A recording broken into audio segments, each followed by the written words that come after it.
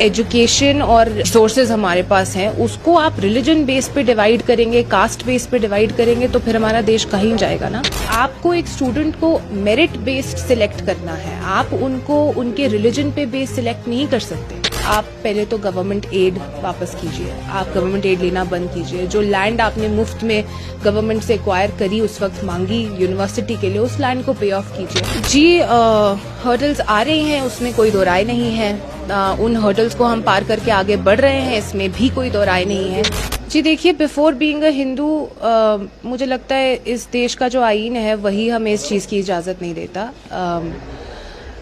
Education और जो ये सब चीज़ें हैं, जो रिसोर्सेज हमारे पास हैं, उसको आप रिलीजन बेस पे डिवाइड करेंगे, कास्ट बेस पे डिवाइड करेंगे तो फिर हमारा देश कहीं जाएगा ना। और सबसे बड़ी बात ये है कि हमारा कॉन्स्टिट्यूशन, यूनिवर्सिटी की खुद की पॉलिसी, ये सब इस चीज़ की इजाज़त नहीं देते। आपको एक स्टूडेंट को मेरिट बेस्ड सिलेक्ट करना है, आप उनको उनके रिलीजन पे बेस सिलेक्ट नहीं कर सकते। और अगर आप ऐसा करना चाहते हैं तो जैसा कि सीएम साहब ने भी मेंशन किया, आप पहले तो गवर्नमेंट एड वापस कीजिए, आप गवर्नमेंट एड लेना बंद कीजिए। जो लैंड आपने मुफ्त में गवर्नमेंट से एक्वायर करी, उस वक्त मांगी यूनिवर्सिटी के लिए, उस लैंड को पे ऑफ कीजिए।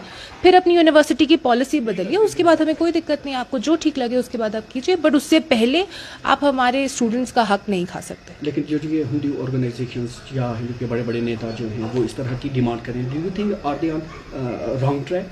Absolutely, how are they not on a wrong track? आप किसी को उनके हक से हटा रहे हैं, उनको उनका हक नहीं लेने दे रहे हैं जस्ट बिकॉज वो आपके रिलीजन से नहीं है, तो उसमें तो सवाल ही नहीं उठता कि आप सही हैं या गलत। आप बिल्कुल गलत है। बाहर के इतने बिहार से या उत्तर प्रदेश से लोग यहाँ आते हैं, कारोबार करते हैं, कश्मीरी हमेशा वार्मली उनका वेलकम करते हैं, लेकिन कश्मीरी शॉल बेचने वाले या इस तरह के दीगर रियासतों में उनको वहाँ पे खरीद किया जाए। जी बिल्कुल गलत है, और हमारी गवर्नमेंट ने, हमारे लीडर्स ने इस बात पर हर बार आवाज़ उठाई है, और जो आवाज़ नहीं उठा रहे, मुझे नहीं लगता उन्हें कोई हक बनता है किसी के भी बारे में, किसी के भी फेवर में बात करने का। क्योंकि अगर आप एज अ होल एक सोसाइटी को नहीं देख रहे हैं तो आप में और आपकी नज़र में खराबी है, उसे पहले सुधारा जाए और फिर लोगों को बताया जाए कि उन्हें क्या करना चाहिए। रिजर्वेशन पे आज कैबिनेट का डिसीजन हुआ है। उमर अब्दुल्ला ने कहा कि वो हमने एलजी के पास भेजा, जब तक ना अप्रूवल आया हम उस पर कुछ बात नहीं कर सकते। लेकिन at the same time opposition के कुछ लीडर, जिसमें आपके एमपी भी हैं, उन्हें कहा कि इस बार अगर मसला हल नहीं हुआ तो हम एक मास एजिटेशन करेंगे।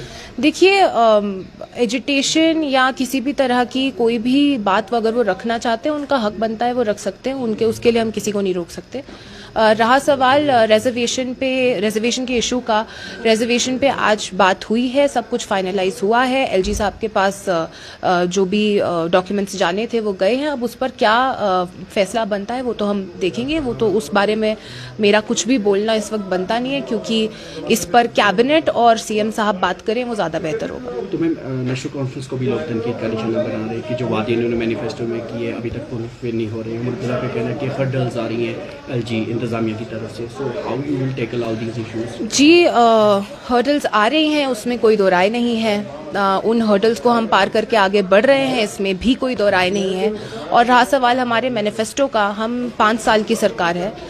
1 साल में ये उम्मीद करना कि हम सब चीज़ें कर लेंगे, हमारे पास कोई जादुई छड़ी नहीं है। हम अपने हिसाब से लोगों के लिए जितना कर पा रहे हैं कर रहे हैं, और कोशिश कर रहे हैं कि इससे ज़्यादा चीज़ें भी हों।